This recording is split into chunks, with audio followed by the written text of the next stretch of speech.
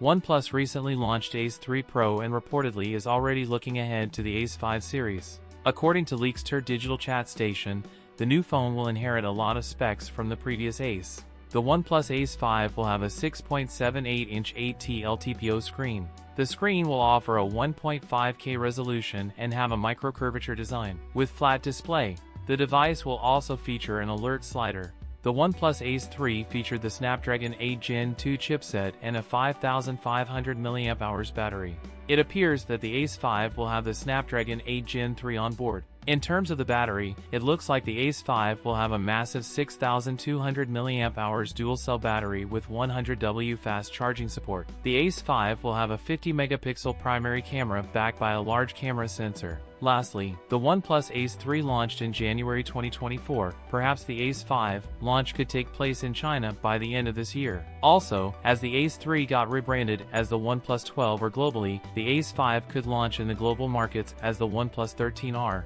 That's it for today's video. If you enjoyed it, don't forget to like, comment, and subscribe for more content. Thanks for watching, and I'll see you in the next one.